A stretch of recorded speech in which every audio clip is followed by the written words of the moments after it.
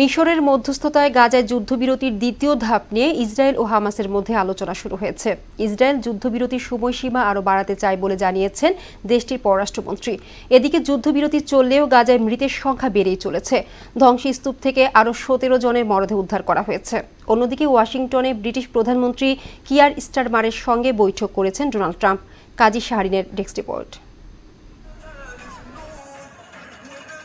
১ March গাজায় যুদ্ধবিরতির প্রথম ধাপের মেয়াদ শেষ হওয়ার কথা। এর আগেই যুদ্ধবিরতি ও বন্দি বিনিময়ের দ্বিতীয় ধাপ নিয়ে আলোচনা শুরু করেছে ইসরায়েল ও হামাস। মিশরের মধ্যস্থতায় এই আলোচনা পর্ব শুরু হয়।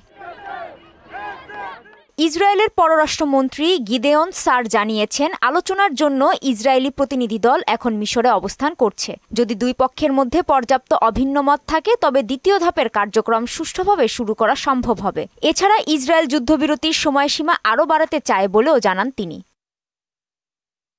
গাজায় একদিকে চলছে যুদ্ধবিরতি, অন্যদিকে বাড়ছে মৃতের সংখ্যা। ইসরায়েলি হামলা থেমে থাকলেও বাড়ছে প্রাণহানি। গাজার ধ্বংসস্তূপ থেকে আরও 17 জনের মরদেহ উদ্ধার করা হয়েছে। এতে মোট মৃতের সংখ্যা 48,370 জনে পৌঁছেছে। অন্যদিকে ওয়াশিংটনের ওভাল অফিসে বৃহস্পতিবার ব্রিটিশ প্রধানমন্ত্রী কিয়ার স্টারমারের সঙ্গে বৈঠক করেন মার্কিন প্রেসিডেন্ট ডোনাল্ড ট্রাম্প। বৈঠকে ইউক্রেন শান্তি চুক্তি নিয়ে আলোচনা করা হয়। স্টারমার জানান, ইউক্রেন শান্তি চুক্তি কঠোর ও ন্যায়সঙ্গত হবে। ইউক্রেন নিজেই এর রূপরেখা নির্ধারণ করবে এবং এটি বাস্তবায়ন হবে।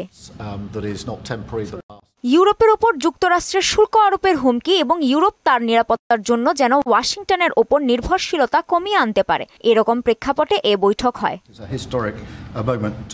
বিদেশে উন্নয়ন ও সহায়তা কর্মসূচি ইউএসএইডের বাজেটে 92% কমিয়েছে যুক্তরাষ্ট্র। মার্কিন পররাষ্ট্র দপ্তর জানিয়েছে, বিদেশে সহায়তা দেওয়ার জন্য 54 বিলিয়ন মার্কিন ডলার কমিয়ে ফেলা হয়েছে। মূলত আমেরিকা ফার্স্ট নীতির সঙ্গে সঙ্গতিপূর্ণ নয় বলে এ ব্যয় কমানো হয়েছে বলে জানিয়েছে পররাষ্ট্র দপ্তর।